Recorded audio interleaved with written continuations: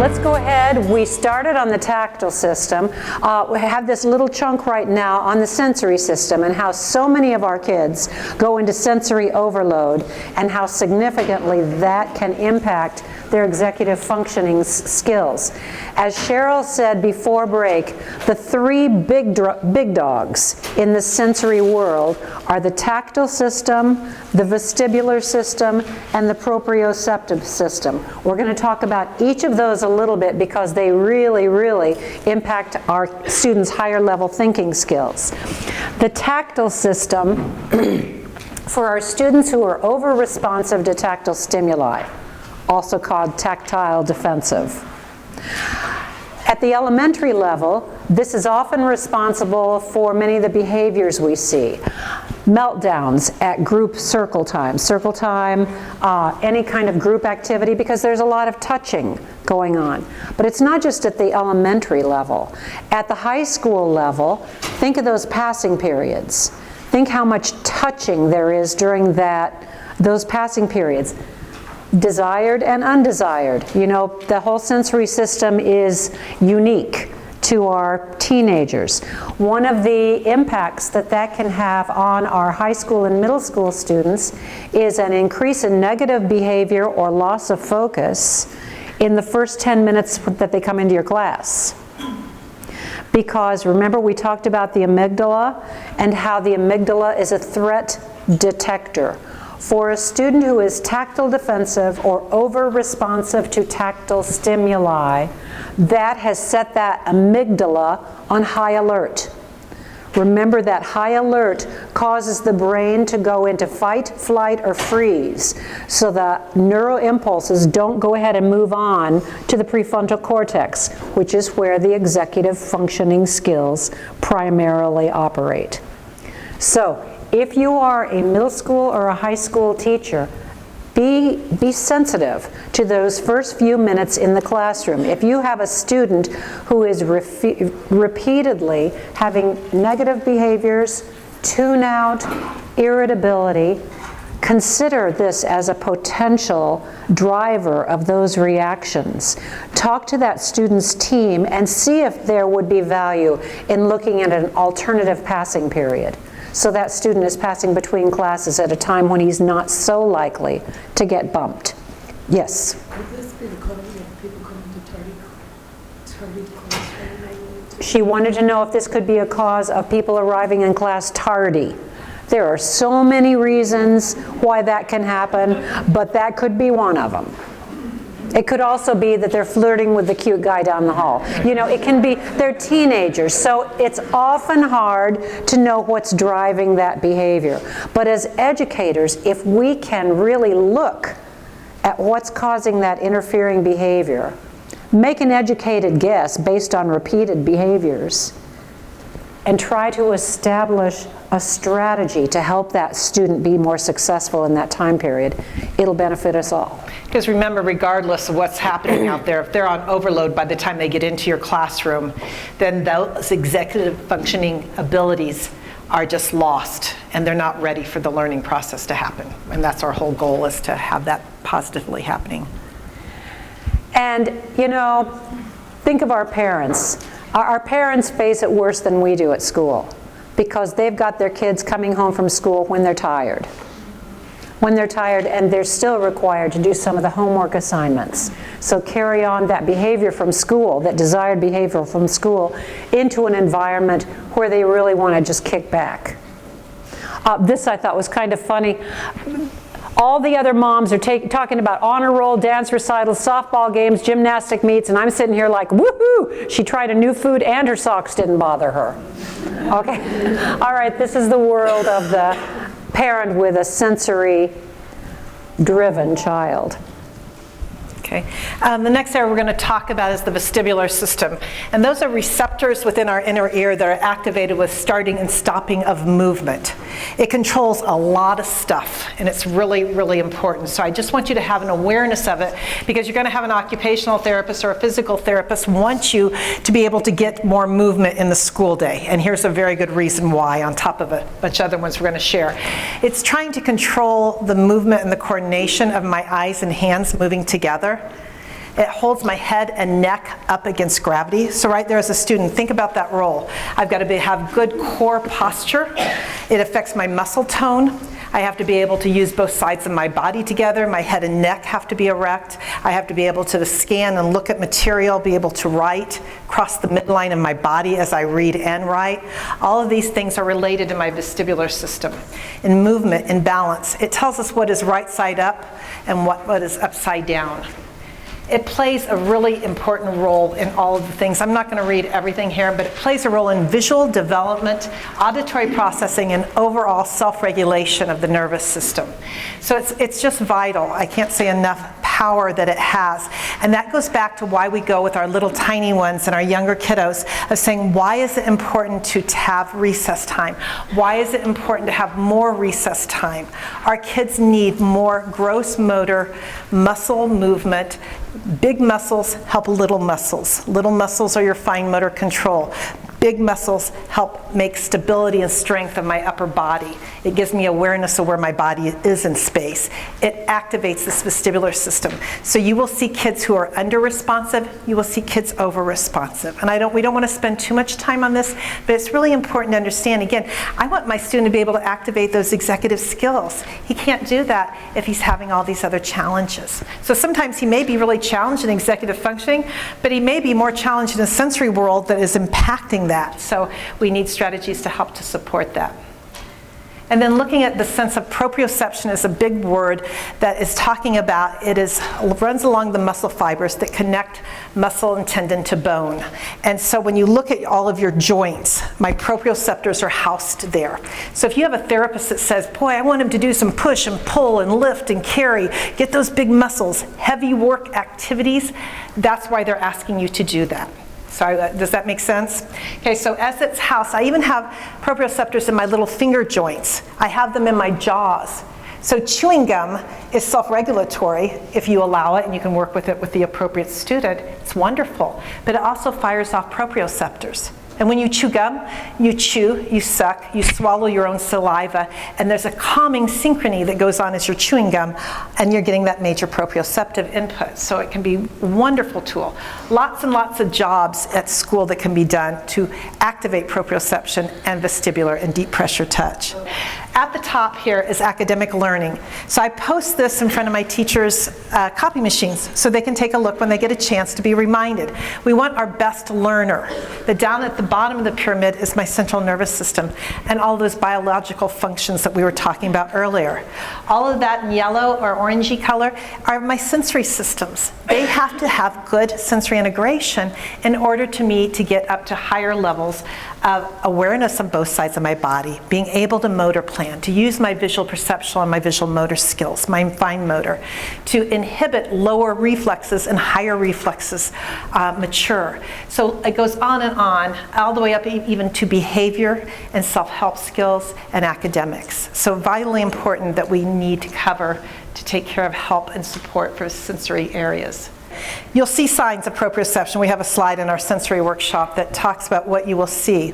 And you'll see things like the kiddo who might be going down the hallway with everything he owns under his arms. He could never make it possibly to his locker because he can't motor plan well enough. He can't executive functioning see himself in the future. You'll see the kiddo who can't open and do his locker. You'll see students who are possibly walking on their tiptoes because they get more proprioception when they bounce down the hallway. And you probably, has anybody seen the toe walkers? And always check for tight heel cords. I want to look medically, but many times it's a sensory issue. You'll see students who don't want someone sitting too close to them. They want their own space. You have other students with proprioceptive problems who do not know where their own bodies are in space. And so they'll be the student that is all over leaning over the kindergarten table and has no idea another child is even next to them, or the person who comes and stands too close to have conversation. You'll see a gamut of a variety of things, of Another example would be if you've ever had a cup of coffee and you started to drink it and you couldn't see how much liquid was in that. You lift the cup to your face or to your mouth and you realize you drank more than you thought you had, because you quickly make an adjustment of proprioception-wise, because there wasn't as much in the cup as you thought. You almost bang yourself in the face otherwise. That's good proprioception. Our kids at school, they're the kiddo who starts to open up their art box and something falls on the floor, the art box goes on the floor, they roll out of their chair onto the floor, they give somebody a hug. It's too much pressure. They're riding too hard, they press too hard or too lightly. All proprioceptive, those types of areas. So the list is endless. Yes? I'm just wondering if you could tell me one or two words about body scheme. Awareness of your own sense of self, of your own body scheme, of being able to know a location of where my arms are in relation to the rest of my torso, where my legs are in relation to my body, relation of me to other objects and people in space. Does that make sense? Yeah. Okay. So, and then when we look at sensory regulation, I want you all to think about for yourselves, think about you today, what helped you to stay sensory regulated. So you want to have those executive skills turned on. You want to be able to learn and go home and apply these and see yourself in the future of what it's going to look like when you're going back doing strategies and being already the best teacher in the world and adding to that. What that looks like for you, but throughout the day today, what did you have to do to keep yourself sensory regulated? We've had people at times that need to go stand in the back of the room to be better sensory regulated. Someone else might reach in their pocket for a mint or a piece of gum. Someone else says, I need to go to the restroom, but you really just wanted to get up and take a walk or get a drink of water. So there's a ton of things that you start to look at what you do throughout the day to be not up and down, but to be pretty homeostasis within your nervous system. And our kids just pick out things that they know naturally. Sometimes they're socially appropriate and sometimes they're not. But I would promise you that if you stifle and stop a sensory-based behavior, that frequently another one will rear its head. And sometimes it's not as appropriate as the one they were already doing. So be careful what you stomp out without allowing an appropriate behavior. So I might tell a student, you can't do this during school.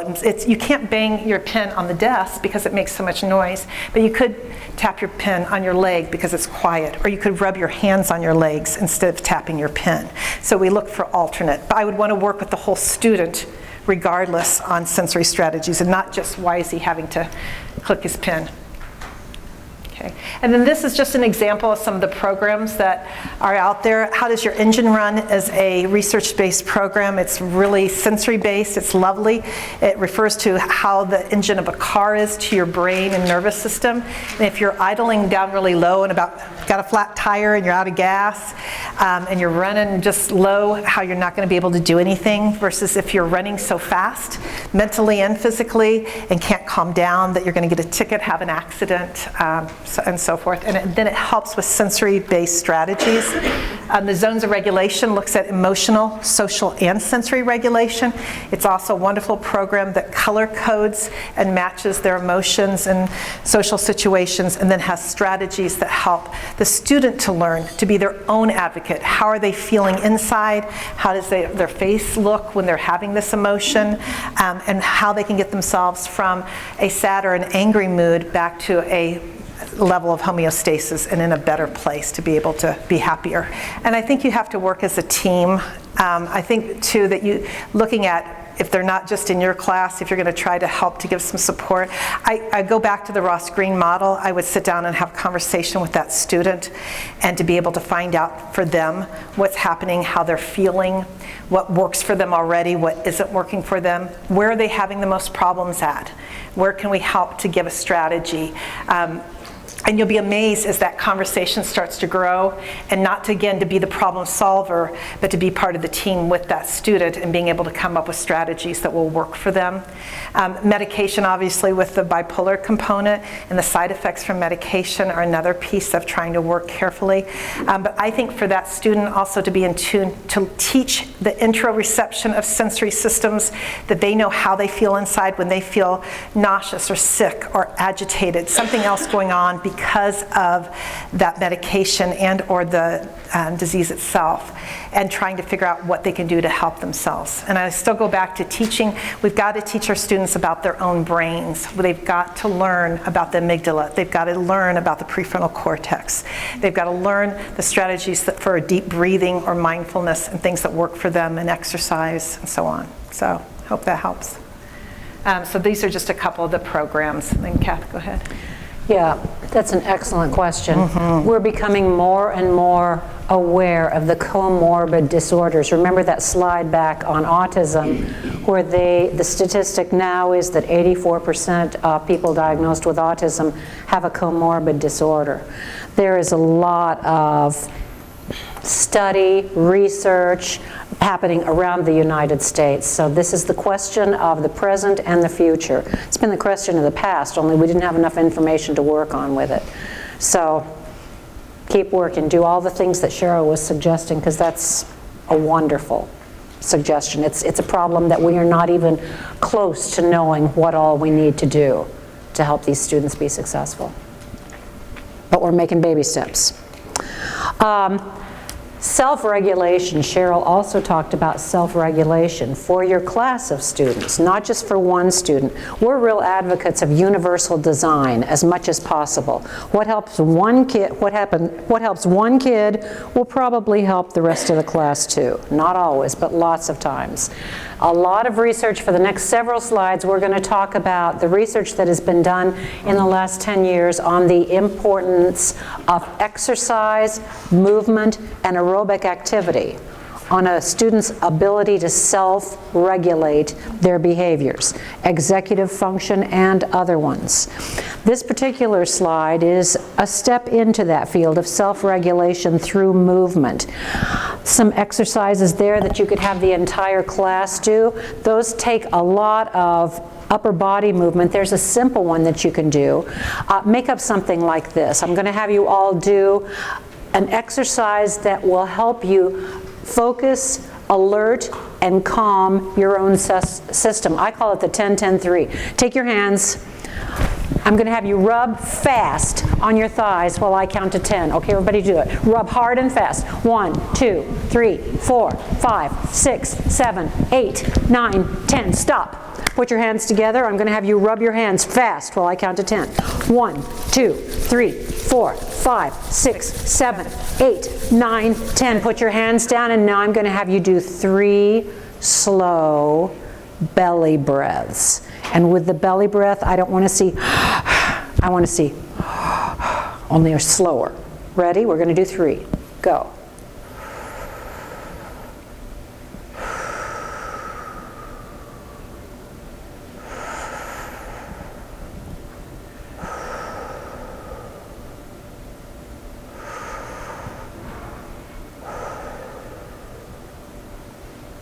Now you're ready to work. Something like that is something you can do for your whole class. It'll help a lot of kids in your class, plus it won't do you any harm either. Okay, what?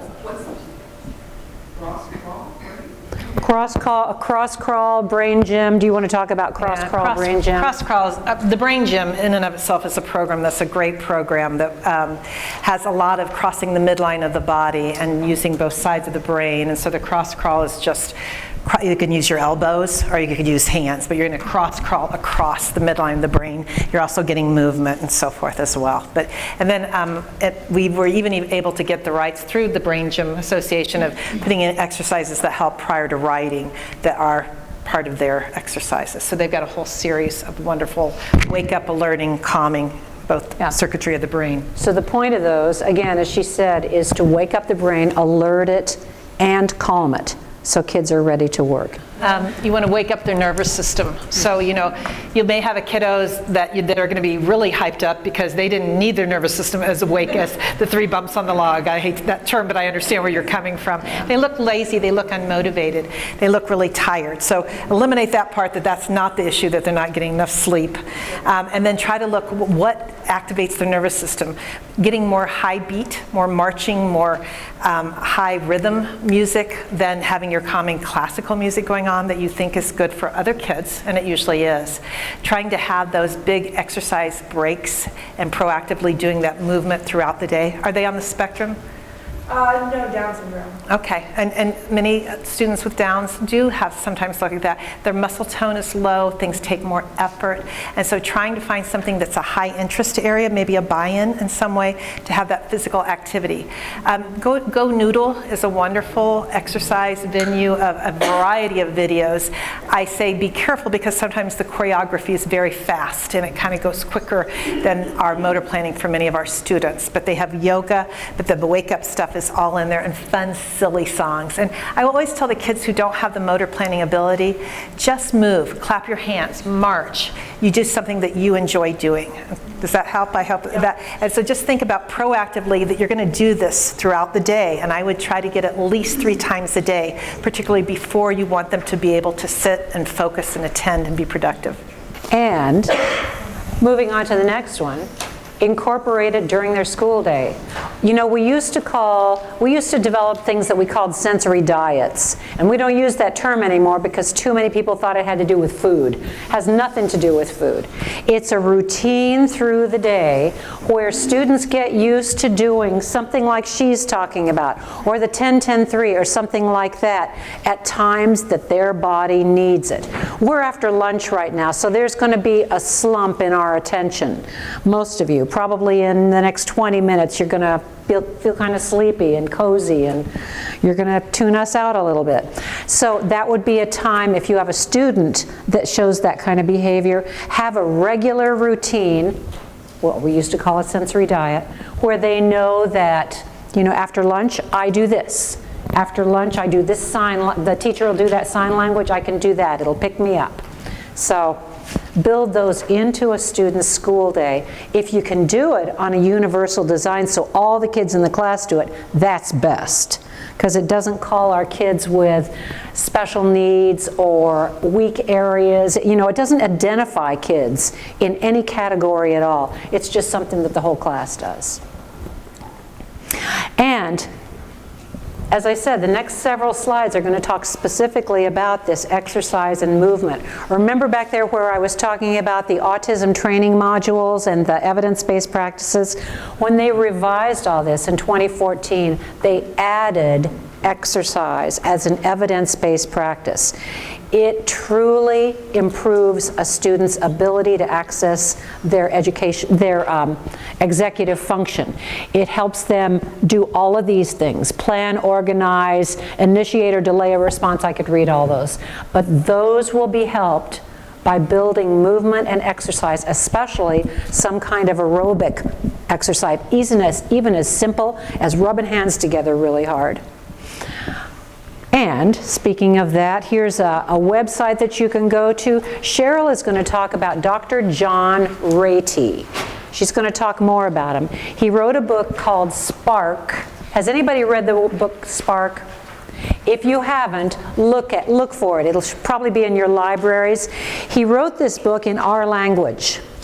It's written for teachers, for educators, for parents who are looking at the educational process, and it shows how exercise and movement can increase students' learning. It's filled with research, some of which we're going to show, but it is filled with strategies and exercises and routines that you can build into your classroom. So the book is Spark by Dr. John Ratey. Okay, and so what Dr. Ratey was finding was, as the clinical professor at Harvard, he had found that his colleagues, other medical professionals, were coming to him and saying they were, you know, doctors, psychiatrists, they were really foggy. They were just out of it. They just seemed like their memory was fuzzy, their attention wasn't as good as it usually is. They just weren't on like they usually are. He found that the one common denominator was that they were all had sports injuries and they weren't able to do their typical running. They were all runners. And he started to make that connection. And then he started looking at more and more research, and the research was out there. He now talks about 40 to 60 papers that come across his desk per week supporting. He went to Naperville, Illinois, and because he'd heard about a PE teacher there. That particular PE teacher took all the PE standard things you would do during PE of stations and so forth, and made it that nobody was ever standing around at a station. All kids were moving all the time. And there was no just standing there waiting to have a turn at basketball or to have your chance to do the relay race. Everybody was moving continuously. They purchased through a grant heart monitors for all the students. They then correlated the highest academics with the activities of PE prior to those academics. And that was really the only change. Test scores went up. Standardized test scores went up, and I believe we've got a slide in here that shows that as well. Mm-hmm. So Naperville was just one big area, and if you go to their site, go to Dr. Rady's site, he had an interview from Naperville. It's very good. It's a little lengthy, but it's worth the time. If you want to get a buy-in of why you need to look at how can we increase movement in our classrooms and in our buildings, it's a good one. He talks about, it's almost like taking a little Prozac and a little bit of Ritalin. It's like Miracle Grow for the brain. It drenches that prefrontal cortex where all that executive functioning is happening with all of these wonderful neurotransmitters. And again, going back to being able to change brain chemistry is really exciting. And then these are just supporting as an OT. I was looking at all the good things we were allocating in schools and saying we really need, and then about that same time, all of the evidence-based practices that were coming out for autism, that exercise was found to be an evidence-based practice, which gave us more support and why we needed to be doing these things in school. So they looked at jumping on a mini tram, doing hand weights, doing yoga stretches, jogging in place. Things were done for an hour in the morning, 20 minutes in the morning, 20 minutes in the afternoon, and then once per hour for a minute they would do an activity. And they found all the negative behaviors went down, positive behaviors increased. If positive behaviors are increasing, then my executive functioning skills are being allowed to be able to be activated, and the amygdala is calmed down and not setting off that fire alarm of stress. And these are just the examples of that. I have Diane's class because years ago, long before some of this was even this known and researched, we were trying to work with our emotional disabilities classes. That's how long ago this study was done. But the point I bring it up is that they were classrooms that were children with emotional disabilities, which we don't even have in our district anymore, and that we were trying to go in and work and support our teachers and plan a sensory lifestyle for the students and what that looked like.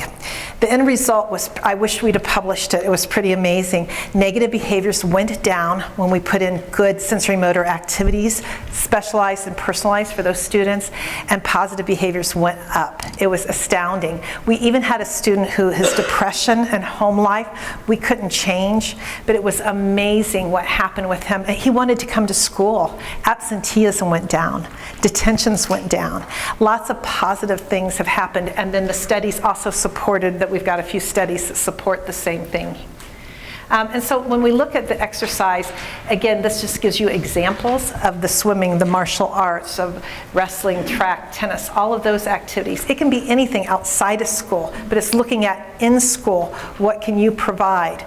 And I go back to saying that the more like a brain gym activity with movement, it shows that when there's more complex activity going on while you're doing the physical activity, that you get more carryover. Science Digest that my husband prescribes to just had an awesome article on the benefits of exercise and the prefrontal cortex. So it's not just in our classrooms, the information is getting shared. But think about what exercise or movement works in your building, in your classroom. And you know, older kids love boot camps. Everybody's moving, there's competition. They love that sense of competitiveness of what that looks like in a classroom. It could be set up in stations. Our young kids are so easy, they just want to have fun. The website movetolearnms.org is a free site where there's a young PE teacher who is in a classroom. His songs are invigorating. He does a lot of fun things in the music. It's slower pace, so it's not too fast, and the music has a learning piece that goes along with it. So it's called movetolearnms.org, and then I always recommend Go Noodle. I was looking for things that were easy for my teachers to implicate and be able to do without it being a big deal. Another teacher might like exercising. They might like doing yoga themselves and have their own poses and things. Whatever works for you, it has to be doable. The Move to Learn, I would use it all the way up through 6th grade. It has a lot of basketball and sports ones the boys like. And like we were talking about with the repetitiveness of having a little actions or music or dance in your classroom, the more that they would do that same, that they wanted the basketball one, they had it memorized. That choreography was second nature to them, and they just enjoyed the song and the movement. So yes, I'd go with repetition. This is a kind of a, what's the word I want? Composite. Composite, thank you, Catherine. A composite of 6th graders, about 20 of them, their brain at rest on the left side. And then on the right side is the same set of students, a composite of their brain after a 20-minute walk. I had 6th graders that I wanted to go walk, and the teacher was great right before math. Really wanted those skills turned on. And I said, you know, if you want them to talk about math in some way or some other academic while they're walking, I just so appreciate you putting this in place. You know, and she said, 6th graders really they need to be social. I think I'm just going to let them talk, which I thought, awesome, I just love you. So they just went and they talked and they got their social out and had a good walk right before math time, and she saw the difference. Okay. And then just looking at proprioceptive system, going back to that kind of activity, when I talked about big muscles, and that proprioceptive system is firing off chemicals in my body that kind of tell me the good police are in the neighborhood. Everything is safe, everything feels okay. And again, it also tells me where my body is in space, that these wonderful chemicals for calming but alertness get fired off as well. And so it stays in my system about an hour to an hour and a half to 2 hours, depending on how much input you get and how much that student needs. But look around your space, around your building, and think about those activities that are push, pull, lift, carry. Big muscle stuff going on, heavy work activities. You know, we would have kids out in the hallway pushing the breakfast carts. We'd have someone else pushing the trash cans back into the cafeteria. Other students were wiping off the tables. They might push in the chairs.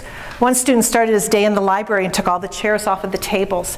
And then the PE teacher happened to have his free spot first thing in the morning. He would go in and jump on a mini tramp while he did his spelling words with him. By the time he got to class, he was just ready to go and was the best learner ever. I had one classroom that was all kids on the spectrum, that they were in inclusion as much as possible. They were diploma-bound kids who needed more supports. Those students were given the 20 minutes in the morning, the 20 minutes in the afternoon, and once every hour. I promise you, after 20 minutes in the morning, I joined them for writing class. None of those kids needed to be redirected. Nobody needed a wiggle cushion. No one even needed a fidget. They all sat in front of their Chromebooks and did a group writing prompt for like 35 minutes. And I wish I keep saying I needed to videotape them, but it worked. So these are just ideas of other push, pull, lift, carry that's on your sheets. Standing in the hallway waiting for bathroom is a lot of time. All the kids could be doing wall push-ups while they're waiting. They could be doing structured jumps. A mark could be put with tape on the wall of how high could they jump. There's things we can do in a structured way without it getting too chaotic. Trying to carry stacks of books back to the library, taking a message all the way from one end to the other end of the building that has some weight to it. We had one student who carried water jugs all the way down to the other end, but the weight of the water jugs was to deliver Mrs. Smith's water to her. So lots of ways to integrate it into the classroom. Okay, and then I wanted to go back on Dr. Adele Diamond. Her research and her area of interest is also not only about the emotional regulation and the trauma of our children and how that impacts executive functioning, but also talks about the beauty of dance, of music, of singing, and what that does to the executive functioning area of the brain. And so I can't say enough about the value of our music classes, of dance, of extracurricular things that our kids are involved in, and I encourage that there be more. And then we talked a little bit earlier about brain breaks and trying to look at focused attention breaks versus a brain break. And a brain break kind of increases that dopamine level. We kind of get the giggles, and the giggles have more dopamine release, which helps with memory, learning, the de-stressing of the amygdala. And when I look at a focused attention break, I'm more self-centered in my mind. Self-centered is not a good word. I'm more mindful. I take myself to more visualization of a place I want to be. I would live at the ocean if I could. And so as I calm and deep breathe and become more mindful in my thinking, that focused attention break brings my breathing down. I'm more calm, but I'm awake and alert. So you've got two different kinds of activities. And then just trying to remember that whatever you're doing, I want you to think about doing it proactively. We get into our reactive modes, and all of a sudden we're grabbing something, we got to give help, we've got to do something. And all we can really do at that reactive is have a safe place that's already established, to stop talking, to remove all the conversation that our kids are not able to process at that time. Remember, they're in crisis. The amygdala is shut down. So what can we do to help not get to that point? So we're going to talk about some of those strategies as well. Kathy's got some to share. We're going to do real quick. I'm going to let you watch this quick video, and then we're going to do the little exercise. This is called Super Brain Yoga Move, and it's worth the time to give it a try. I've seen positive results with it. The people who experienced it here have seen positive results, and it's just a nice focused attention break with a little bit of extra movement in it. We're accustomed to exercise to improve the body, but what about a workout to improve the brain? This is interesting. It's sort of like calisthenics for the cranium. CBS 2's Jennifer Savi has been looking into who is doing this 3-minute-a-day brain training, and we're fascinated by it, Jen. Yeah, well, people say it makes them smarter, Paul and Laura. It's called Super Brain Yoga, an exercise intended to pump up cell and neuron activity in the brain. Alzheimer's patients, seniors looking to stave off memory loss, and kids in classrooms are among those who say doing it makes them smarter. Now take your right hand, cross over the left side. A medical doctor in Los Angeles prescribes an exercise. Inhale going down, exhale coming up. Not so his patients grow stronger, but so they become smarter. He probably had a C average. I taught him these exercises, and by the next semester he was a completely different kid. His grades had gone to almost straight A's. Take your left hand. A teacher in Malibu saw similar improvements in her learning disabled kids. We have kids that have autism, kids that have Asperger's, all different needs. They were assigned the movements. Inhale, exhale. Not to shape their muscles, but to sharpen their minds. Yeah, we get smarter and smarter. Good, Brandon. One child used to just stand there and not move. And now I'll ask him to do something, and he'll look at me, and he'll just take a moment, and then he'll do it. A teacher, a doctor. And then you take the right hand and place it over to the left earlobe. A Yale neurobiologist. Yes, I do it every day. And an occupational therapist. Inhale, blow up. I think this might be the key to help unlock these children. All are among those experimenting with an exercise to increase intelligence called Super Brain Yoga. I would say the Super Brain Yoga is a fast, simple, drug-free method of increasing mental energy. I learned Super Brain Yoga from Master Choa Kaksui, and I noticed in my own life it made a difference. Like, I wasn't spending as much time looking for my keys or walking into a room and forgetting why I was there. Yale neurobiology researcher Jean Eng says Super Brain Yoga stimulates neural pathways in the brain by activating acupuncture points on the earlobe. In modern terms, the brain is actually lateralized, so holding the left ear actually activates the right brain, and holding the right ear actually activates the left brain. Eng says after doing the squatting sequence, EEG scans show the right and left hemispheres of the brain are synchronized. And you're going to bring it across your body. Reina Corturba doesn't need charts and graphs to be convinced. She saw the change firsthand in one 7-year-old student diagnosed as emotionally disturbed and dyslexic. Could barely hold a pencil, could barely write. He's now in a regular ed classroom without an aid.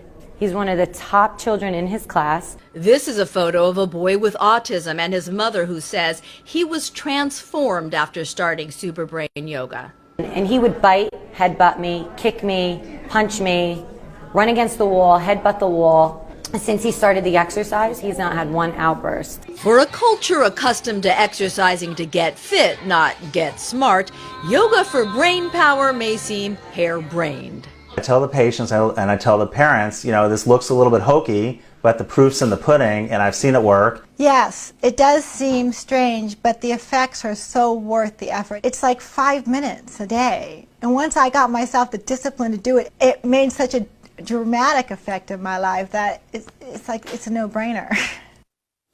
Researchers say Superbrain Yoga can help anyone of any age increase their intelligence. The exercise is rather easy to learn, so if you're interested, you can go to our website and we'll show you how you can learn more about Superbrain Yoga. I'm Jennifer Sabi, CBS 2 News. Paul, back to you. Okay, so we're going to stand.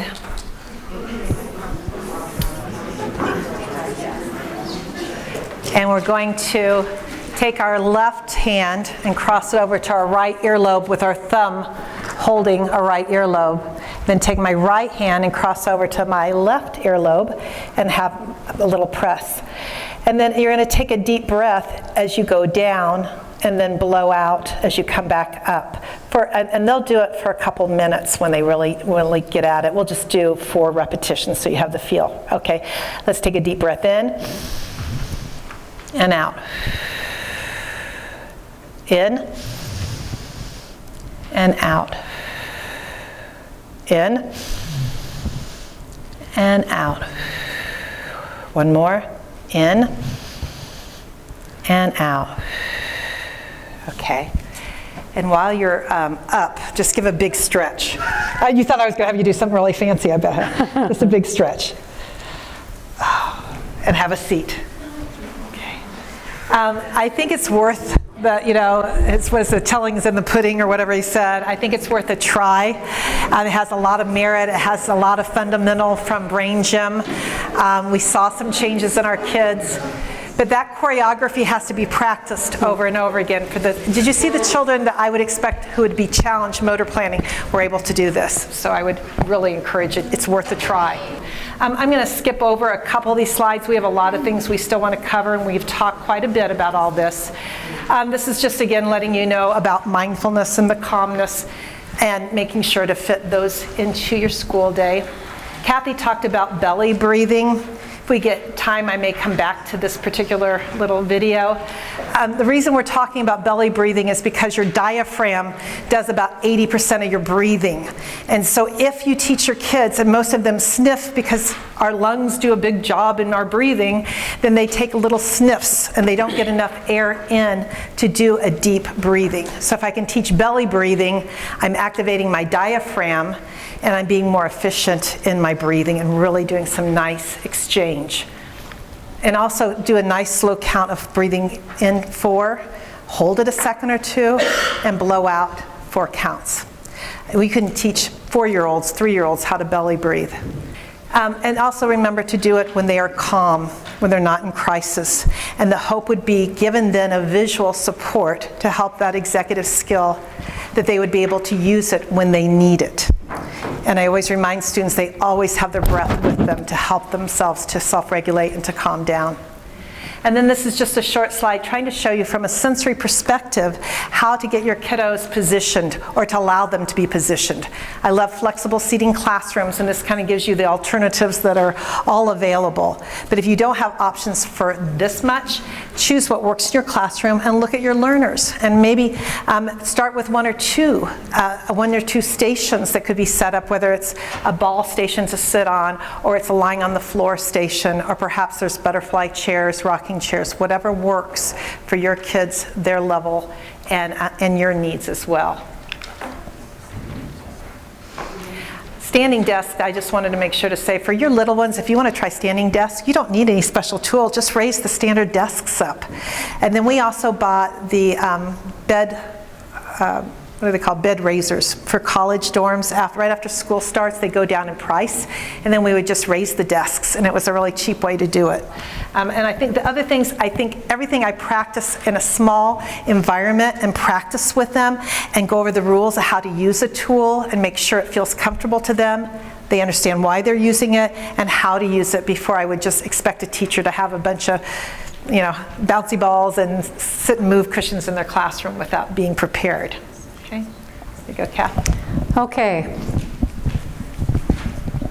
We talked a little bit earlier about sensory awareness and sensory overload. Remember those pictures of the busy school environment? This is a real issue for many of our students with executive function challenges, sensory overload. A lady back here in the back talked about the bulletin boards that can be truly overstimulating. It can happen in our classrooms too. As an autism consultant, I'll tell a humbling moment for myself. I got a call to come in and observe in one of our life skills classes. These are the classes with our lowest functioning students. And there was a student who had been doing really pretty well in the life skills classroom, and all at once he had shut down and wouldn't do anything. So they had asked me to come in and see what was going on. Well, his teacher was this young, enthusiastic teacher who had just gone through a series of my trainings. That's why I'm saying this is a humbling moment. And on this student's workspace, on his work desk, she had his activity schedule down the left side of his desk, you know, with his sensory breaks built into it. She had a first done schedule taped to the top. You know, first you do this, then you do this. She had his name taped up above that, so he had a visual model for writing his name. On her own idea, she had gotten a number line, and then she had something else that I had told her to do down here. I never thought to tell her that don't do it all in one workspace, you know. So this little kid would sit down at his workspace, and there was all of this stuff. It was all good stuff and beautifully done. She did a great job of it, but there was too much stuff. So much stuff that he went into sensory overload and couldn't do anything and just ended up shutting down. I see this at high schools too, where you go in to observe in a high school and the student will have his backpack, you know, where he started getting papers out of his backpack and never put his backpack under his chair. I see some people nodding their heads. And a few of the papers will be here, and here's his textbook that he's, you know, because the teacher's teaching, and here's the thing that he's taken. There's so much stuff on there that there's no more workspace. For students who have sensory overload challenges, this shuts down their executive function skills. So make sure you're aware of that. One of the things that you can do is provide a visual barrier. You can see in this picture they have for elementary kids. You've got visual barriers around their workspace. Sometimes at the elementary level we've created an in-classroom office where we took a science fair board and just put it around a desk over against a wall. Now this is not a student's regular desk. Absolutely not, because that would isolate that student. That would not be good educationally sound or behaviorally sound. But a workspace where there is nothing in there, where he can have a clean set of walls to look at. It's wonderful strategy for students, young students who are over visually stimulated. I have one caveat. If you create a private office like that, never ever use it for a timeout area. If even once you use it for timeout for that student, it will never ever again work for a workspace.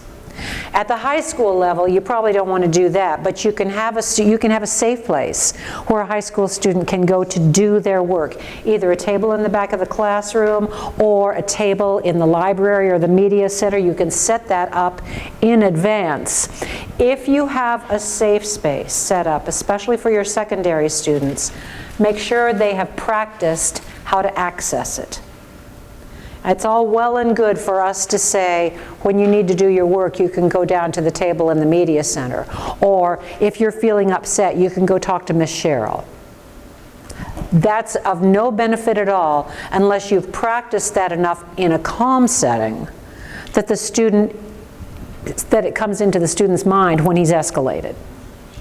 So go ahead and establish those safe spaces, safe people, but make sure you have practiced. Make sure the other people who teach around you know those safe spaces. So if you're not standing right there, they know how that student can be directed to a safe place. These are just some examples of ways to set up requests for safe space.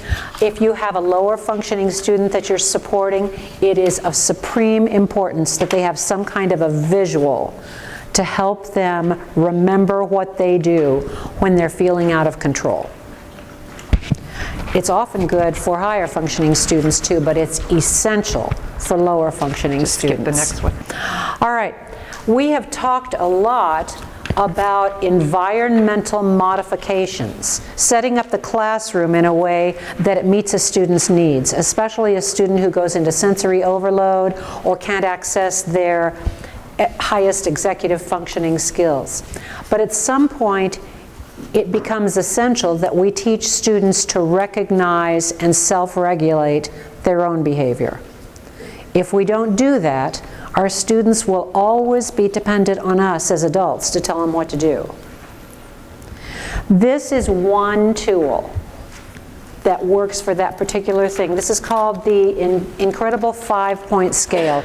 It came out about 20 years ago. It's not a new device. Has anybody used a 5-point scale, an incredible 5-point scale? There are 2 books. It's designed by Carrie Dunbar, and she has 2 books. One of them is the incredible 5-point scale, and the other is a 5 is against the law. And that one's for secondary students. And what they both are is they teach our students to recognize signals from their body and to recognize what their bodies are telling them, i.e. recognize their own needs, and then what they do with that information. It's based on cognitive behavioral therapy, so it's research-based, and it's one good tool. It looks like this. A 1 at the bottom is always the desired behavior. A 5 at the top is always out of control behavior. It's always customized to the language needs of the individual student. This would be an example of how it might be built for a low language student, usually with pictures, where a number 1 is the desired behavior. In this case, we put how he would feel on there because he needed some reinforcement on how I feel when I'm at that behavior. A 5, it's almost always beneficial if you do a 5-point scale to do it with the student and let him pick out the pictures or pick out the words. Whether it's what you would have picked out or not is not as important as him identifying, oh, this is how I feel when I'm, whatever words you've used. Out of control is the words I usually use. So anyway, you build that and you practice, practice, practice. A 5-point scale might look like this with a high language student, where this is the desired behavior, and a 5 is the out of control or against the law behavior. By against the law, it could be things like stalking, staring too much. I've had students that, I've had a couple of boys, Cheryl, I'm going to use you, who had normal hormone establishment, and they'd see a girl they liked, and this would occur. They just stare. This is really a fairly common behavior. Hold up your hand if you have had a young man. Okay, it just happens. It doesn't mean that they're a rapist or anything. It just means that they're interested and think that this person is nice to look at. But you might have to teach on a 5-point scale what's appropriate, what's not. With that particular boy, the best one that we established was how many seconds. He could, for the number 1, the desired behavior, he could look at a pretty girl for 1 second. For the out of control, I think we went by 5 seconds. It depends on this child. Cheryl, is this comfortable? 1, 2, nope. 3, 4. Of course not. So 5 seconds seems like a really short period of time. We taught it with him counting because he could count. So anyway, your 5-point scale needs to be concrete, and it needs to be in a language, verbal or picture, that student understands. A similar scale is developed by Michelle Garcia Winner, and it's big problem, little problem. Cheryl talked about that a little bit this morning. It's a different system, but it's the same idea, where you're teaching a student to recognize what his body's telling him, and then teach that student what to do when he gets those signals from his body. Here, I'm not going to go through this. This is pretty much what I just said, but this is how you do a 5-point scale. And the bottom line there, practice, practice, practice. There are some caveats. If you are working on self-regulation with a student, if you work on a tool like this or a different one, you need to practice, practice, practice. Don't just set it up one time, because that's just going to be a waste of time and energy for everybody. Practice across environments. Make sure the music teacher knows the 5-point scale. Make sure the art teacher knows it. Make sure the principal knows it. Everybody on the team. If the student has a behavior plan, make sure it coordinates at some level with the behavior plan. We've had too many instances where the student had, on his IEP, had a behavior plan, and then the team got together and built a 5-point scale that had nothing to do with it. So the student was getting conflicting messages depending on what the school was trying to establish with that student. This is not the be-all and the end-all for self-management and self-regulation, but it is one very visual, very concrete tool that you can use to help students reach self-regulation. And the next slide is just talking about, we had added a little bit, this is not our I Hate to Write workshop, but we couldn't not add these components about writing given how it impacts executive functioning success. Okay. All right, before we go to the next part on the writing component, we're going to do a little EF challenge. This is Beth. Beth is sitting in the cafeteria. She is a 3rd grade student. She says that she prefers to sit by herself. She's in line to get her lunch, but when it is her turn, she discovers they are out of pizza. Has anyone been in the cafeteria helping to support kids, and this happens? She immediately begins to cry. Another student just accidentally bumps into Beth. And Beth turns and hits the student. She returns, hits the students, and I would add she ran out of the cafeteria. What are the suspected executive functioning challenges that may be occurring? Remember, we've just been talking about all this emotional regulation. So sit at your table for just 1 minute and think about the Beths that you've seen in the world. We did this at another workshop, and somebody said I would just call Donato's and have pizza delivered. That is not the right answer, although I've been tempted myself. So look at this for just a minute, talk amongst yourself, and see what EF challenges are occurring, and then what you might be thinking you could do to help. Okay? So, would anybody like to share what their feelings or thoughts were about poor little Beth? Exactly. Exactly, excellent. And so you've pre-planned, you've pre-practiced, you've rehearsed those scenarios. And I have to admit, I had one time where I was making sure I had brought from home some extra side things that I knew the student liked for when things didn't quite go their way as we were transitioning to that point that I need a little extra support. And so when we looked at it, we were identifying that what are Beth's needs? There could be, for sure, some sensory regulation challenges. We know for sure there's some emotional regulation challenges. She has some impulsivity, right? She's so dysregulated, she's not able to use her executive functioning skills. Yeah. Yes. The last suggestion I wanted to give her was, my son has autism, and we were dependent upon our social stories. Because, you know, that's how it started. We had social stories, and they were going well for everything.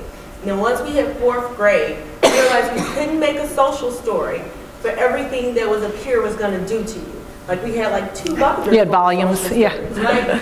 And so then we sat back with the OT, and then they created the flexible thinking social story. And it's just triggered his executive functioning, right? Like how to attack a problem. So we no longer had to make social stories. What would happen if I was last in line? We gave him like how to, like, when I start to feel this way, we started to make sure like what was going on in the inside, then these are the ways that I can attack this problem. And so I think when we did that, it made him a little bit more successful for middle school, because now you can apply it to everything, right? So like if I'm on the bus and someone says to me and I feel like this way, these are the things I can do. So for the person who said, how would you apply this in the real life? Replan what skill you're giving them. Right. Try to give them like, how can I attach this to anything? Right. So that they're not trying to do like the 5 minutes before. They can like plan that themselves. I don't like people. What things can I do? I can go early. I can come in later. You see what I mean? Something like that. Yep, absolutely. So just Excellent. something for everyone to think about. The name of his story is Flexible Thinking. Yeah, it's a flexible thinking, Michelle Winters, and it's the expected behaviors and unexpected behaviors, and it leads right into all of those good things you're talking about. The point being, at some point, we need to teach those self-regulation skills. And if we don't teach those skills too, the child will always be dependent on an adult telling them what to do. We're going to be talking about technology. Technology that we as teachers can access to help our students with executive function challenges. Some of them are going to be geared toward writing, because as I mentioned earlier, writing is our hardest school task.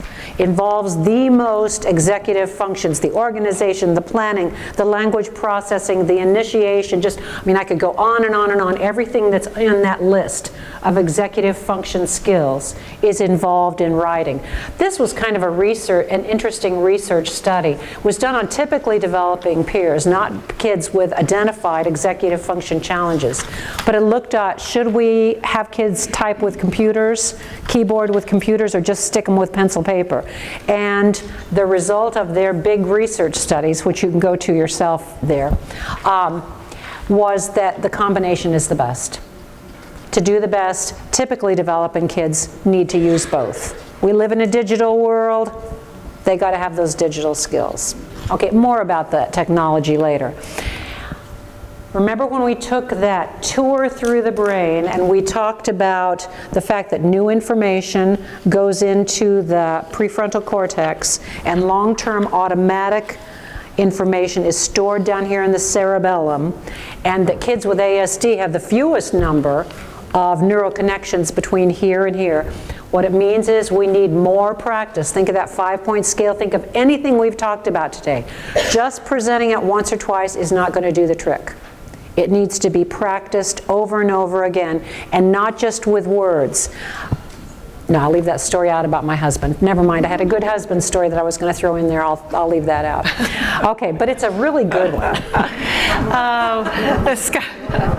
Got to have just a few little slides here just for those who are teaching younger kids. Again, when we have our kids who are trying to use what they do know, they have the knowledge there. They're trying to organize it. They're trying to use those executive skills. But if we have kiddos who are back there who can't even make a letter and keep up the pace in the classroom, again, all that shutdown and emotional dysregulation begins to occur. And they hate to do the process. And the only way we mainly know to get at what our students do know is through some pen, pencil, technology piece, typically. I know we use other tools as well. I just want you to have access to this if you're not attending our I Hate to Write session, and just to know that direct teaching and modeling is research-based. I need to explicitly teach how to do letter formation. I need to have that auditory script that the student hears over and over again. The use of gestures in many ways of executive functioning are very helpful. But trying to find pencil and paper to be last, and to do developing the motor memory for forming letters. It's very important. So I'm not back there thinking about how to make a G or a D or a C. I'm on to producing my sentences, right? So the stronger my motor memory is, then that's second nature to me, and I can get on to the higher level thinking and processing. And then this is just showing, a green dot down on the left side of the paper, red dot or line on the right for our kiddos who don't cross the midline, or they start way over in the corner or not over far enough. Giving those visual cues when kids are trying to do some printing, and then looking at some accommodations that are there that you probably already do for writing. Remember, think about when you're doing this task of writing and producing, what is the purpose of the assignment? If it is to get out what that student knows, then get to the point of the assignment and do it in a way that the student can be successful. So I might be able to have them just write down a main idea. They might circle an answer. They might give a verbal response. Pretty common things we do in school. But I think sometimes we know and expect, I know they can make their writing look neater. I know he's got great ideas there. Why isn't he getting them out? I'm going to send him back one more time.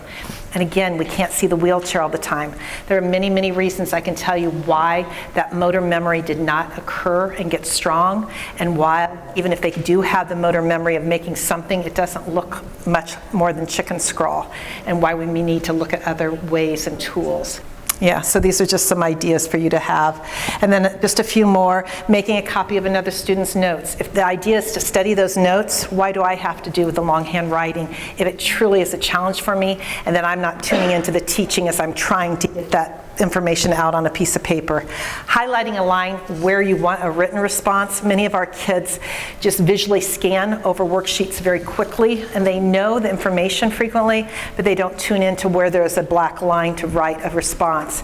By teaching the student even to highlight where a written response is needed, that yellow highlighter may help to have that information just kind of, or that line pop up a little bit more and let them visually be reminded, I need to write a response here. And then trying to use high interest areas of whatever you are teaching, their strengths, their interests in what you are teaching. Always try to pull that in whenever possible. I'll give you a whole volume about a day at the ocean, but talk politics to me and you're not going to get very much from me. So I have to get a buy-in of particularly for things I don't like to do. Okay. Wanted to talk a little bit about technology right now. That last slide that I showed that technology plus pencil paper is the best approach for writing for most of our students. Now I want to talk about our kids with executive function challenges. Remember how in order to make connections between new knowledge and long-term, it takes a lot more practice. Well, let me tell you, it's deadly boring to tell a student who has challenges in executive function, write your name 20 times to practice. So find other ways to do that practice, and technology is one of the ways you can find other things. How prevalent is technology in today's classrooms? I want to ask you guys if you match. This is a 2018 study. It was across the entire United States, and these are the percentages of this technology use in classrooms. And I want you all just to do a show of hands with each one and see if we kind of fit the national average. How many of you have classrooms that you've used technology every day in some form? Okay, that's about 63% was national. Next one, how many have computers for student use in your classroom? Any computer for use, whether it's laptop or desktop. Okay, that's a little lower than the national. That's 86% for the national average. If there is the computer keyboard, if there is a way for a kid to keyboard or type on an iPad, yeah, you could use that too. Okay. All right, look at this one. How many of you have smart boards in your classroom? So that's a little lower than the national average. How many of you have some kind of tablet computer for kids to use? iPads, Chromebooks, laptops, whatever. So that's pretty close to 65% national average. How many of you have your students able to use smartphones in the classroom? Occasionally. Yeah, only a little bit. Yeah, I was surprised that it was this high. In the schools that I've served, smartphones were not allowed. So I was surprised at that one. But anyway, technology, we live in a digital world. We're raising our kids in a digital world. Whether they have executive function challenges or not, this is reality for our students. So just to know where the nation is. So let's talk about diversity, because my next slide is going to be how technology helps us achieve our goals with this diversity.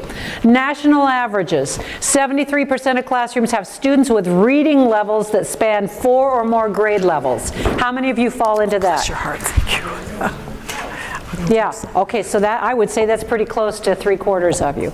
72% of classrooms have special ed kids in them. Hold up your hands. Yeah, so I think we match that pretty much. 53% of classrooms have English language learners. Hold up your hand. Okay, so I think we are pretty much cross-section of what we find across the United States. Why is that important for today's trainings? Well, look at this. Technology can level the playing field. That's why I wanted to do those two slides back to back.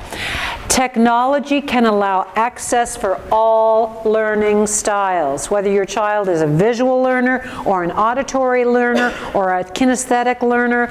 Technology can be used to address those needs. It allows for self-paced learning. Depending on the program you're using, most of them allow you to accommodate the learning level of the student.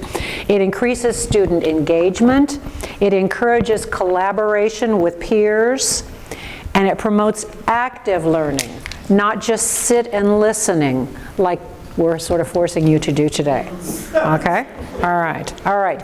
This would not be good for our students, especially not for our students with executive functioning learning challenges. All right, now for the next several slides, we're going to use some technology words, and I just wanted to make sure everybody's on the same page with these. This is going to be old news for some of you. We're going to talk about word prediction. Word prediction reduces the number of keystrokes needed for a student to be able to type a word. Okay.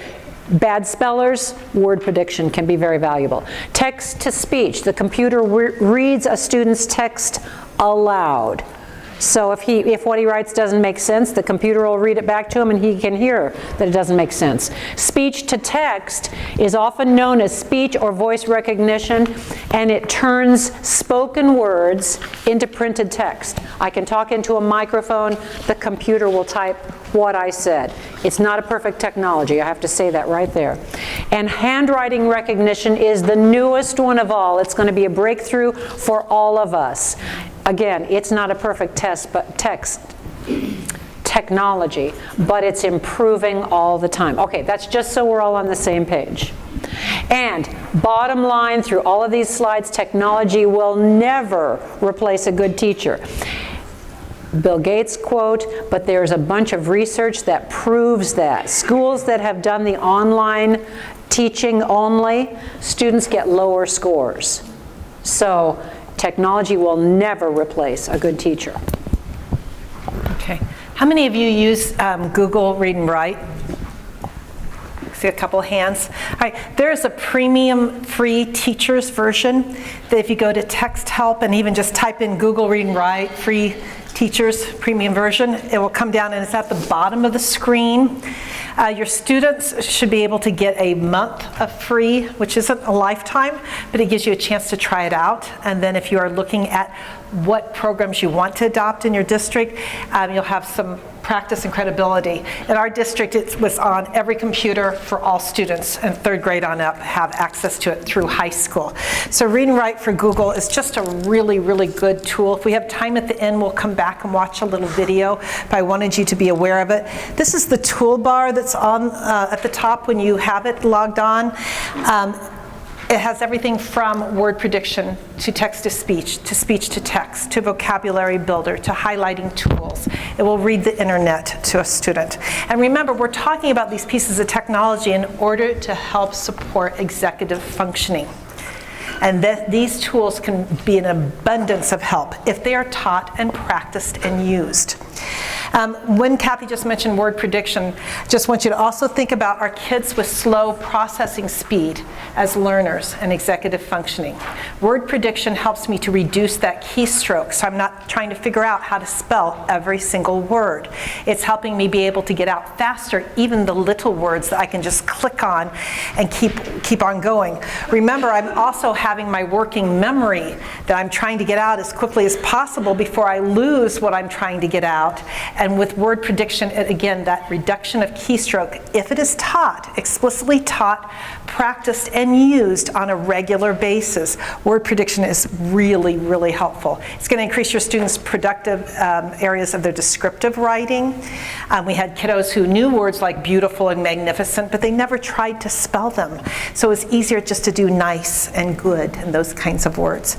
And then the spelling support is huge for many of our kids, but I also think it will allow them to listen back. So it has that text-to-speech component. So they're also listening to what they have written.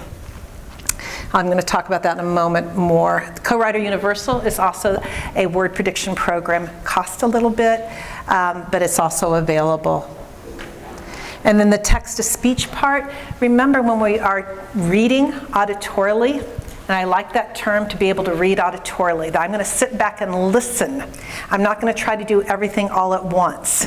For the student who's struggling with decoding and fluency, that may be a good tool. But it might be a student who's a really good reader, but they're really poor in comprehension. And so looking at all from word recognition to increasing their sustained attention. Remember, we talked about that being part of executive functioning. I have to sustain my attention long enough to get through a task get through an assignment. And by having that ability to listen, and I can track visually the words on the screen. It's highlighting as I'm reading, so my eyes are tracking from left to right. I'm crossing midline of my body. It's got a lot of good tools to it just by thinking of text to speech. Again, I've taken away that social component. So if I didn't hear, didn't listen, whatever, I can re-listen again to the information. And then trying to be able to read the web. We have a lot of students who need to be able to have a tool to, again, explore and to get information out from the internet, but they don't have the reading skills to do so. So these tools are just wonderful. Can't say enough about it. And then speech to text. I had one student who was a brilliant student, but he used speech to text just to brainstorm. He got every single, because his working memory was so short and he would get so frustrated, he just spelled everything out to the computer, and then he started to edit and clean up and extract what he wanted to use.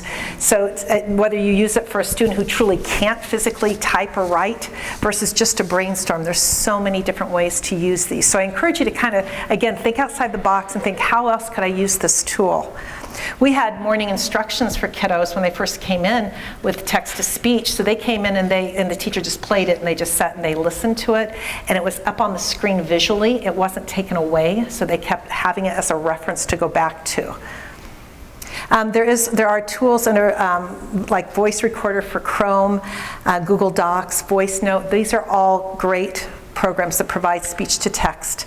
And if you're teaching the instruction of speech to text, you have to think about what you need to say. You're going to say it. Then I have to check and see, did the computer type it the way I meant for it to come out, or did it make an error? And then I have to fix that problem.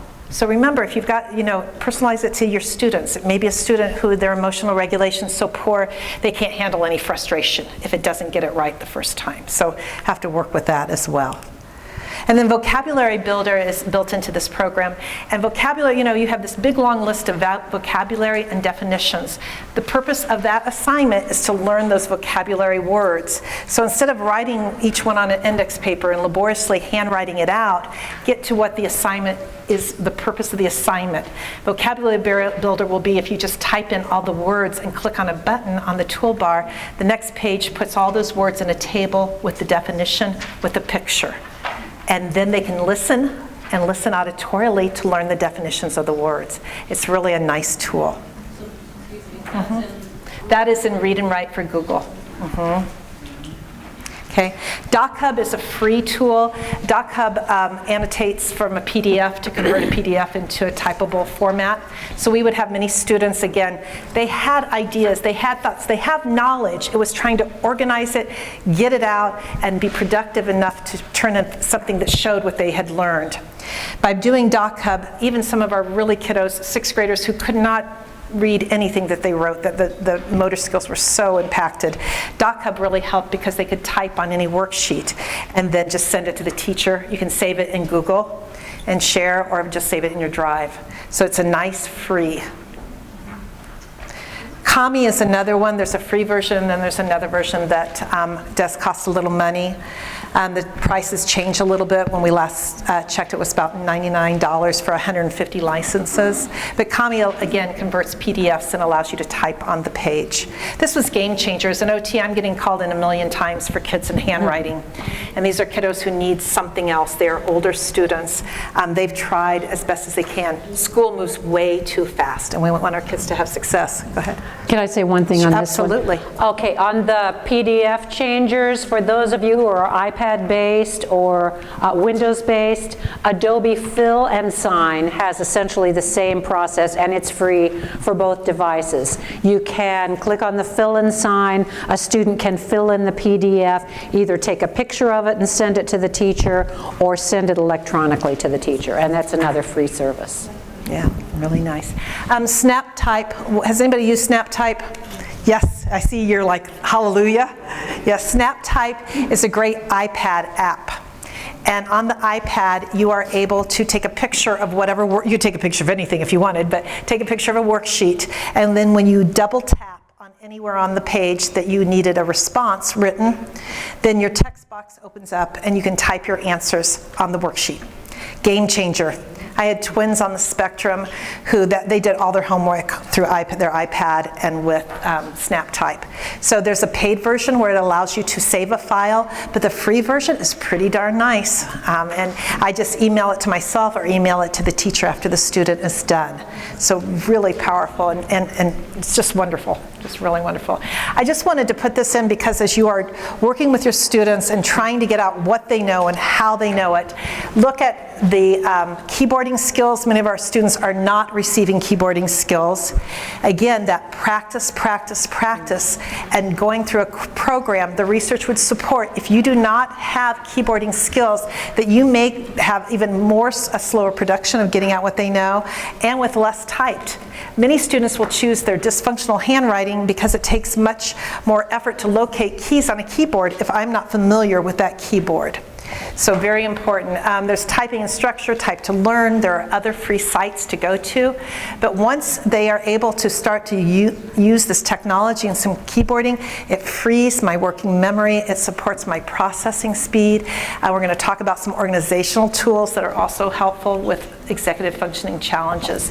And always, whatever possible, just remember your ergonomics of how the positioning of the student, positioning of your computer, the height of your screen, and your keyboard should be at 90 degrees, elbows flexed at 90, your feet and hips supported, and at eye level. And I know that's hard in some school buildings, particularly for our younger kids, but be aware of it because they will fatigue. All those sensory issues you'll see come back up and they'll be all over the place. And then Kathy's going to talk about some language. Yeah, language processing is at the core of a lot of our executive function failures in the classroom. I would say most of our students with executive function challenges have difficulty with processing speed. They don't process our language as fast as their neurotypically developing peers. So some things that you can do, some simple strategies that you can do as a teacher: simplify your directions. Use less words. Put spaces between your instructions. Obviously, I'm doing it right now. Okay, but that's how you do it. Don't tell why they're going to do this. Here's the wrong way. You're going to write a paragraph about littering, and it's important for you to write about littering because it is one of the things that we fight the most. Blah, blah, blah, blah, blah, blah, blah. You lost the child after the first 5 words. Instead of that, simplify your directions. Write a paragraph about littering. Write 4 sentences. Start your work. Okay, make it as short as you can. Put spaces between your words. Use visuals anytime you can. Put it on the board. If you have a student who has trouble tracking from the whiteboard to his paper, write it on a little piece of paper using as few words as you can to help that child have the visual of what he's supposed to do. Break the assignment into smaller chunks. Do these 5 problems. Hold up your hand and let me check. Then do these 5 problems. I often print this paper and give it to my teachers, specifically for kids with autism, because what we say and what they hear are not always the same thing. I'm going to do just a couple of these. When we say, do you understand? What we really mean is, do you understand what I just presented? But what the kid with ASD hears is, are you paying attention? If I say, do you understand? In your brain and emotional system, you're thinking, right? I mean, I could see it on your face. You're not a person on the spectrum. More effective, tell me what I said using your own words. Look at this whole paper and consider copying this. I wrote this so you can have full access to it. Print it off, share it with your staff, because it really gets across the difference in what we say and what our students hear. The next 7 or 8 strategies are specifically for our students with executive function challenges who struggle with the writing process. If you come to Cheryl's and my I Hate to Write session, we'll go through these in more detail. So I'm not going to tell you all of the strategies for the next 7 or 8 slides, but this just gives you an idea of some slides, some activities you can do with your students who struggle with some of those aspects of the writing process as part of their executive function challenges. This one is specific. Does anybody have any students that don't leave any spaces between their words when they write a sentence? Okay, this is a good strategy for them. So read what's at the top of that paper, give it a shot. If you want to hear more, come to one of our other workshops and I'll go over it in more detail. For you secondary, even though that's an elementary looking picture right there, for you secondary teachers, if you give like a research project, break the assignment into 2 parts. Content, their research, and then organization. If you ask them to do both things at the same time, executive function challenges will probably mean that the assignment doesn't get done. We'll describe this more in one of the other workshops. A timeline can be your friend. Here's how to use one for an elementary level.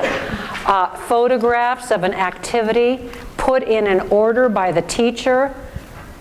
Then the student talks out what they're going to write, and then they write. For the high school or middle school, also do a timeline. You, the teacher, can do this strategy on the fly. You can do it at the top of their paper.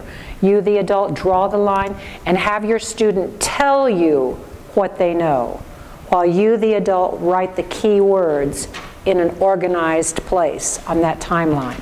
I'll talk more about that tomorrow, but you can see how to use this. Wonderful for our students who have trouble with sequence, and many of our students do.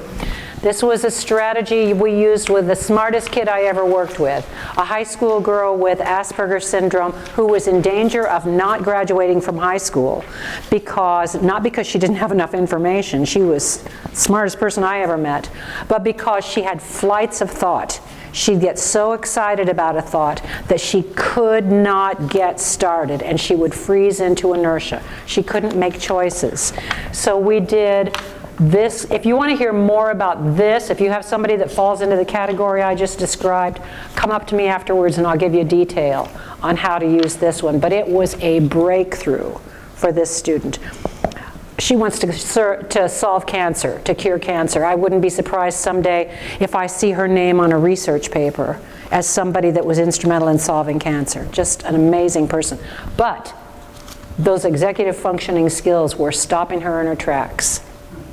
Use visuals as much as you can. We got a really good video that we'll show you if we're at the end. This one right here is another, if you were an elementary teacher, I'm going to go ahead and tell this one, because a lot of our kids have trouble with that sequential thought.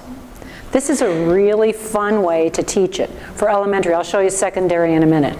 Get an interesting, entertaining picture.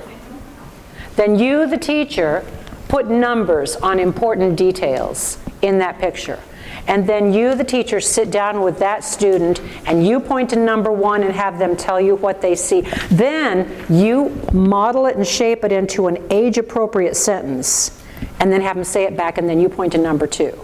And then you do number 3. There are several things that you're doing as a teacher. You're helping them notice the detail. You're modeling and shaping whatever they're saying so it's in an age, ability, appropriate sentence. Short, not long. And you're having them verbally rehearse it.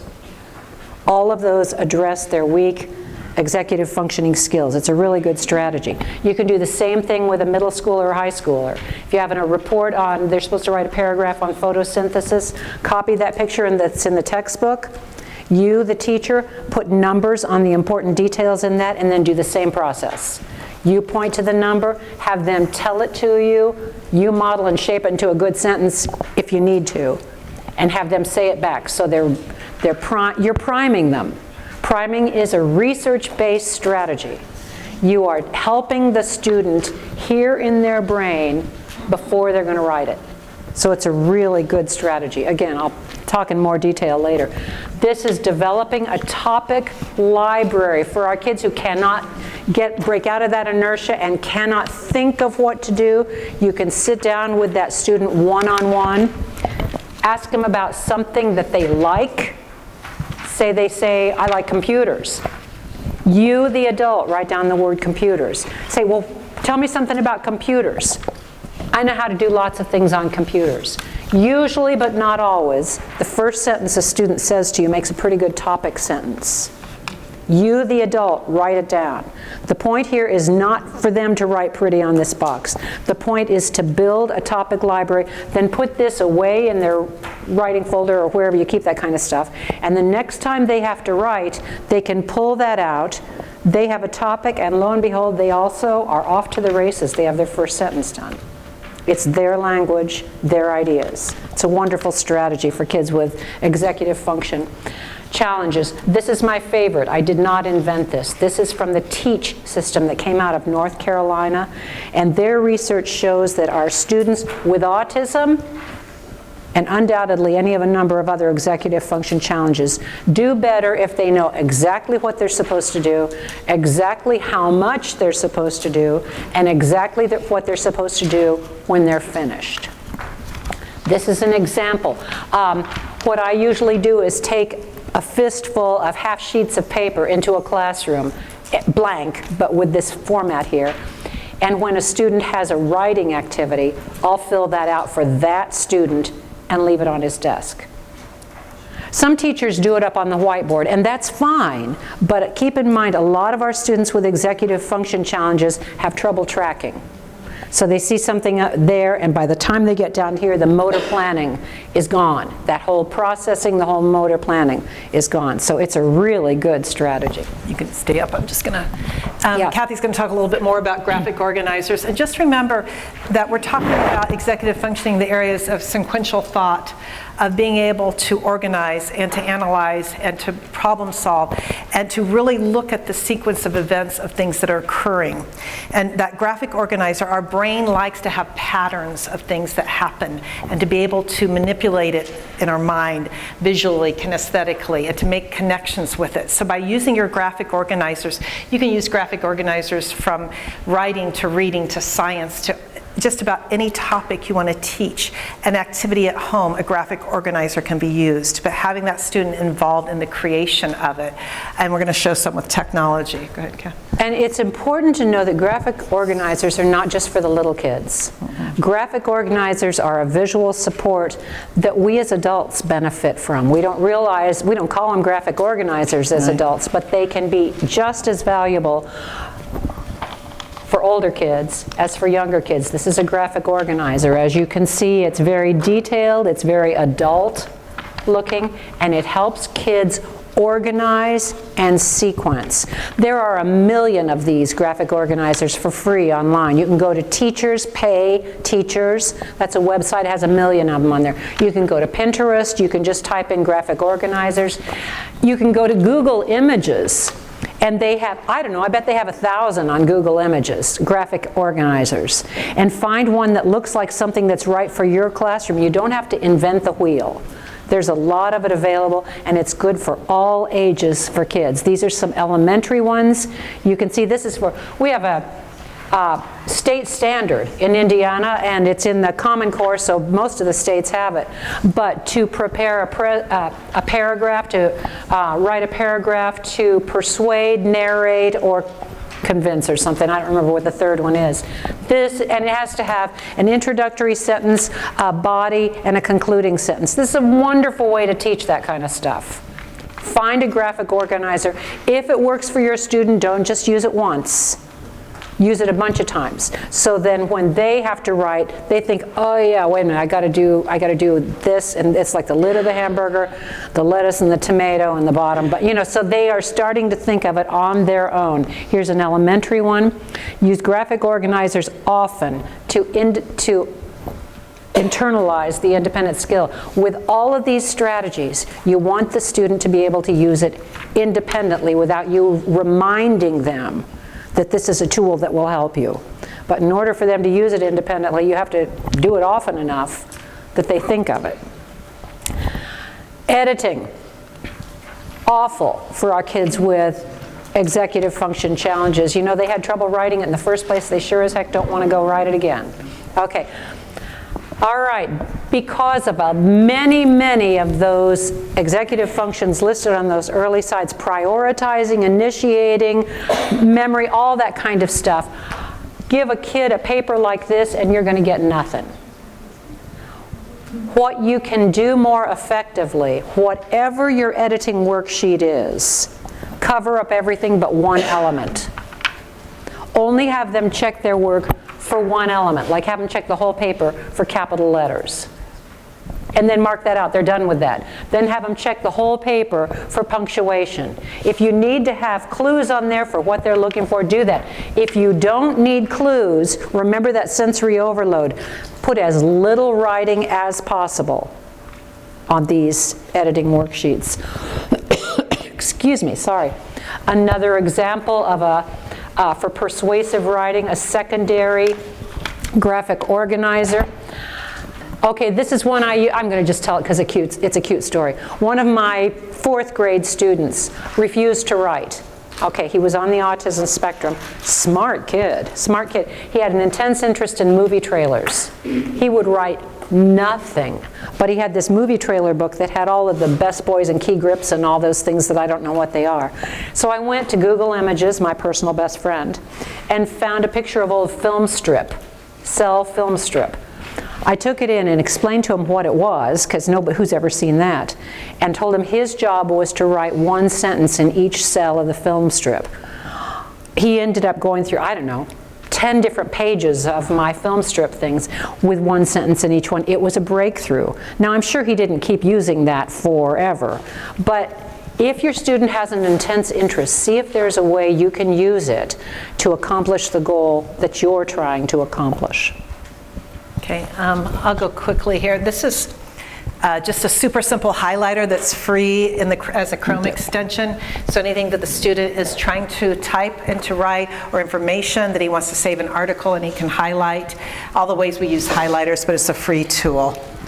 And then Google Keep comes up on the right side of your screen if you're in Docs, and it allows you to take notes. You could brainstorm, you could highlight or take your topic words or a word bank of words. You could write lists. You can share it in Google. Because I was on with another therapist the other day, and we were both typing in Google Notes and sharing, and then she was crossing off the things we'd gotten through on our list to do from a meeting, from off-site meeting. So it works out really well. We're going to skip that for right now. And looking at reading comprehension, and again, remembering all the needs of our executive functioning students, and thinking about how could I use graphic organizers to help me with reading comprehension. Pretty cool tool, really, when you think about it. Starting to look at how I can look at plot and character and problem and solving and relationships between the characters and parts of the story. You can also look at trying to chunk down the information as they're reading, if they need to auditorily, stop and use that graphic organizer to fill in pieces of information. Again, remember, my brain likes patterns and repetitiveness and ways to manipulate the information to make sense of it. They help them better to organize and to focus, and they have one more visual. And I can print that out, and I can take it home and study with it as well. So it can be a very nice tool for reading comprehension. This study blew me away when I read about it in 2005, and they redid the study in 2017, and everything still was valid in this. This was a writing intensive reading comprehension study, and they took a 3-year study of 4th and 5th graders in urban settings, and they taught reading and writing concurrently at exactly the same time, as opposed to read this chapter and then answer the questions at the end of the chapter, okay? And they developed what they called two-handed reading and think sheets, where the student would read a paragraph and answer a question. Read another paragraph, write a response. Read another paragraph, whatever, pull out a detail, something like that. They found that using that, it increased achievement in reading and writing a lot, across the board. All the specifics are down here at the bottom. You can look that study up. Some of those think sheets have been off the internet for 10 years, and they put some of them back on. You have to kind of go through some hoops to find them. But it is a wonderful study talking about the value of, instead of saying read it and answer the questions at the end of the chapter, doing that as they go. Reading a paragraph, answering a question, reading a paragraph, answering a question. Give it a try, especially for our kids who are challenged with language processing. It gives them gives them a prayer, gives them a chance to show what they know. Another graphic organizer, another graphic organizer. There are so many. And these are free. They're free. Mindamo is a free one. The other one's also free. There are paid versions, but you have the resources. I encourage you to take a look at them. I like all of them. Each one has a merit. So just take a look at, and Kathy, do you want to talk about Poplet? Yeah. Just because it's so good. It really is. This is an iPad program. And it's just kind of amazing. For free, you get one Poplet. Now I'll tell you what a Poplet is. For, I don't know, $5, you get 1 million Poplets. Okay, this is for the requirement, the academic requirement that our students prepare and present to their peers. In Indiana, we have that as a state standard from 4th or 5th grade on, up through 12th grade.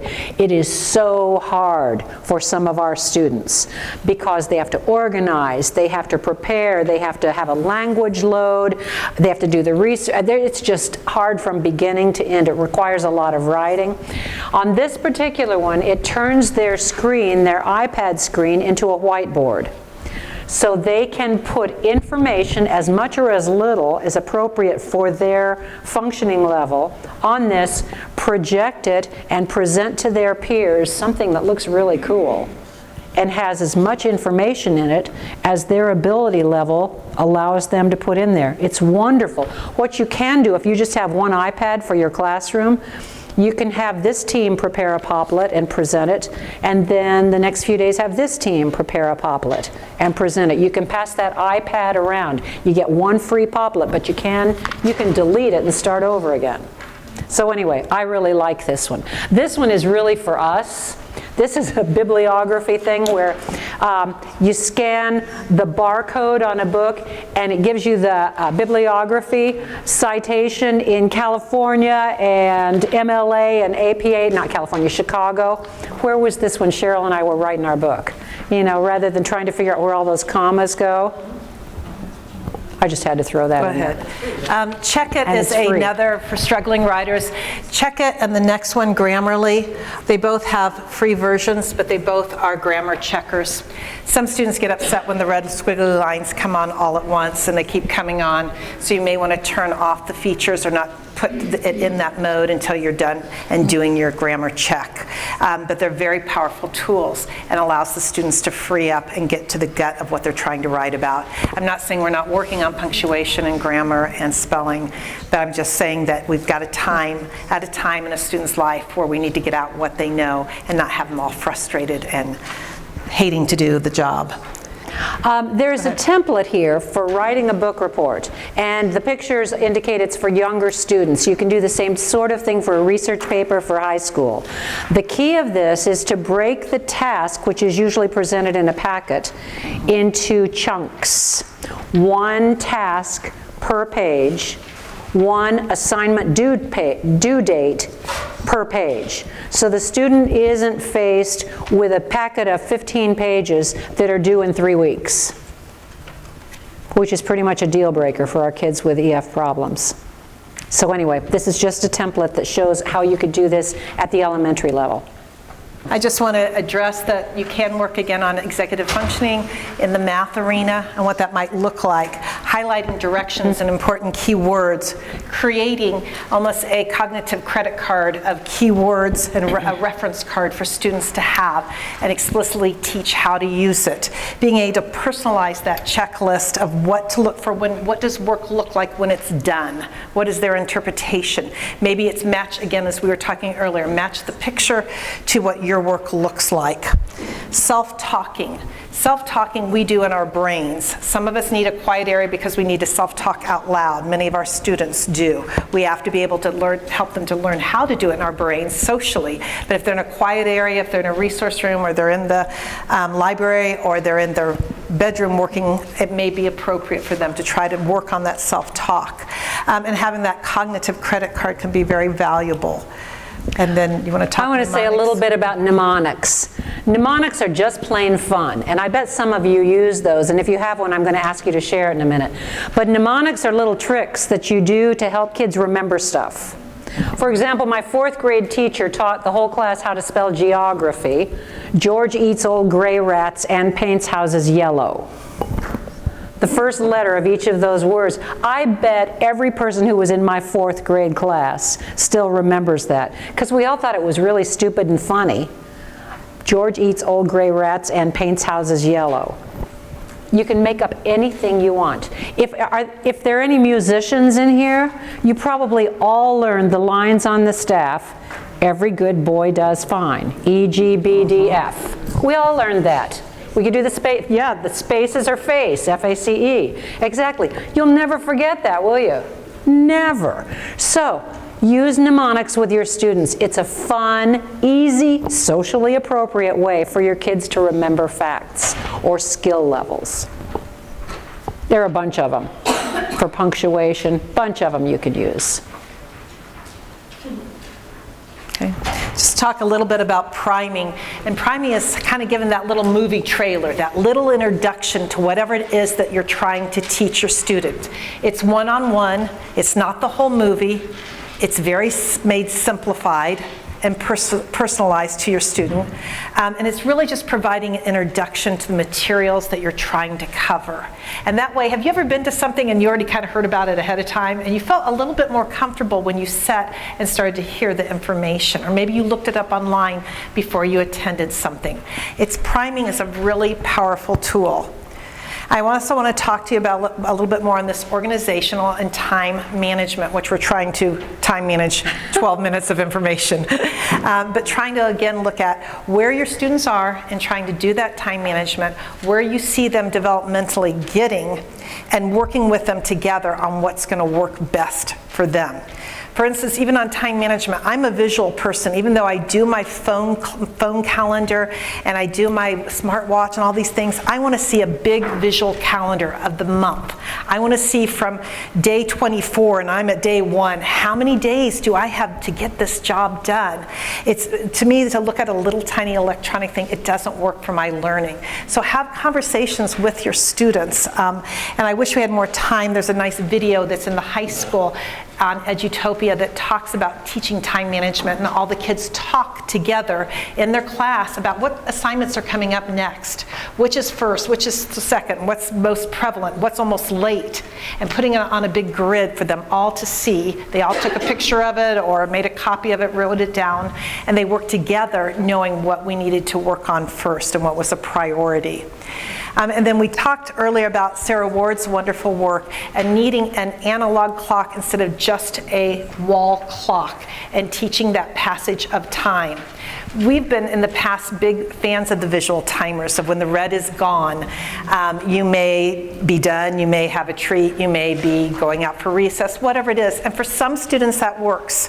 For other students, it doesn't really teach time. It doesn't teach time. It shows the red is almost gone and I gotta hurry up. So it's a good tool for some students, but it's not the end all.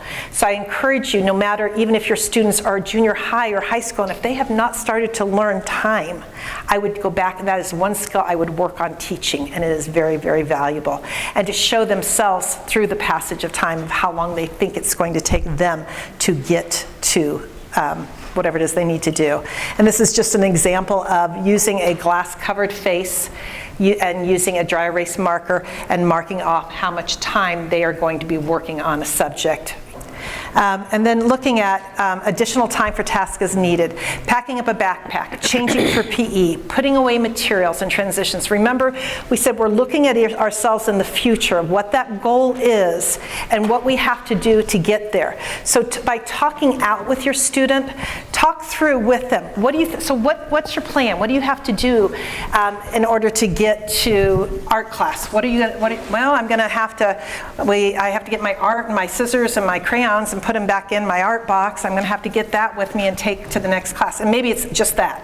But you know where I'm going. To talk out with those steps, to have them gesture as they're pretending to do the actions. Perhaps it's saying, I'm going to take my backpack off, I'm going to put it in my cubby. I'm going to take my coat off, put it in my cubby. I'm going to take my homework up to the teacher. And by using those gestures and walking through, there's research supporting that helps executive functioning to improve.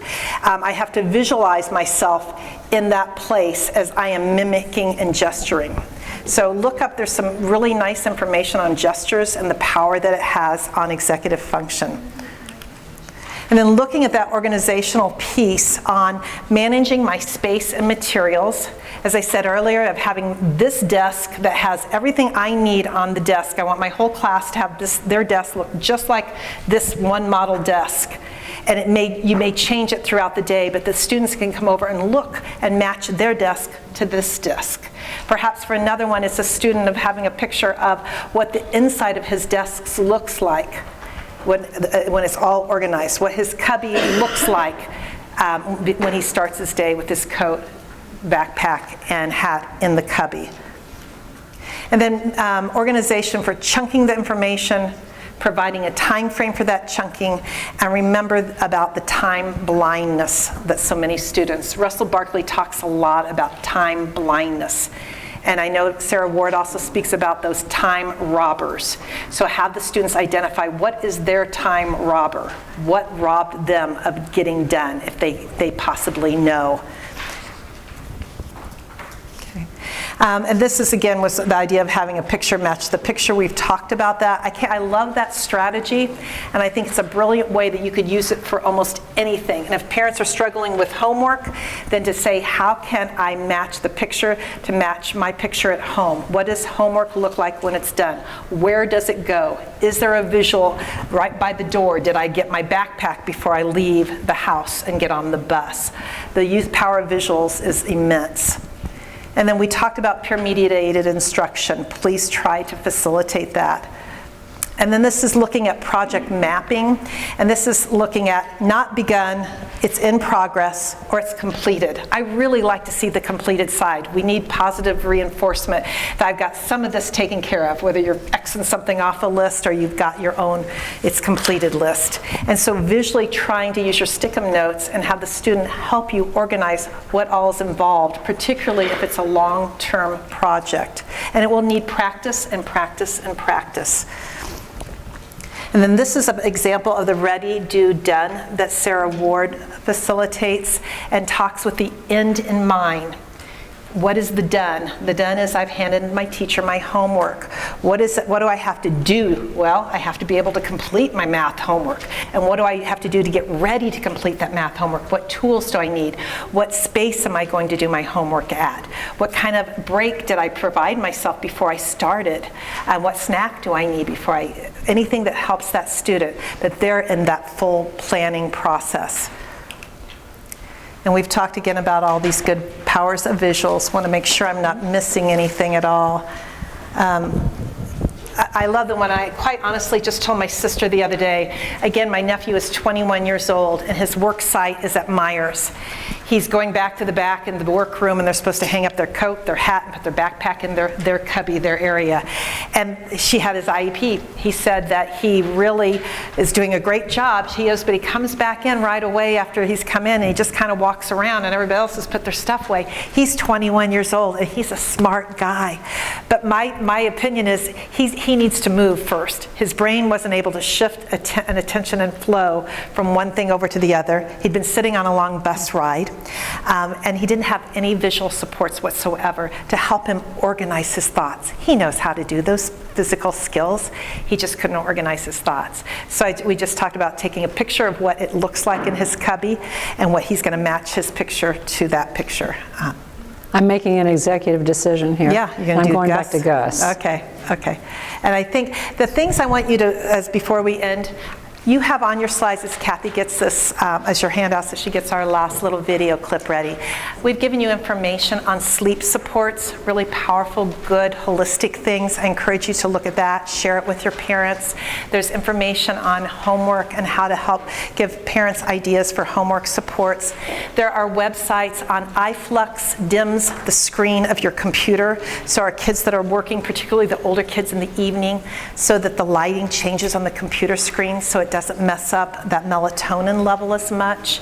There's also free apps that block all of the social media and get rid of those for a period of time, and you can set an alarm. You can set an alarm, a timer on the computer of how long I'm going to try to work and how long that looks like. So we've given you a lot of resources, I hope, that are helpful, that can help those struggling students. And so, are you there?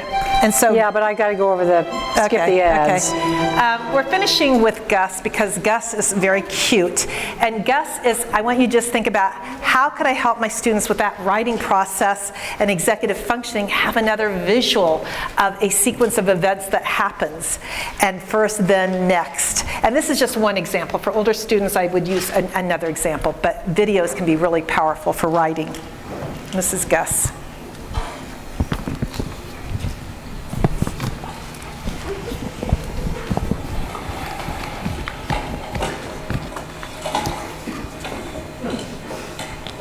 No, Gus.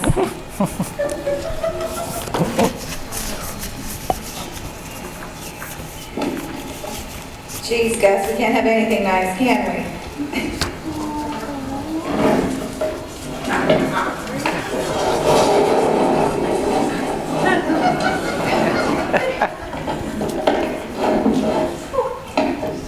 Not taking it in the house. I love when the other dog stops drinking the water.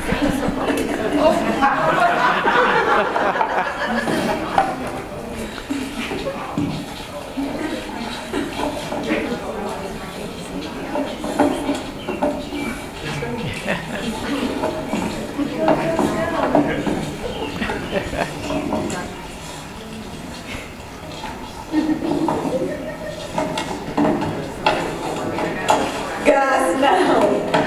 He's using some good executive functioning, don't you think?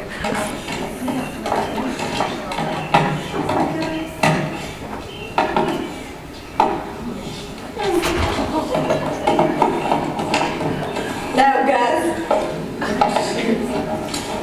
No, Gus, no.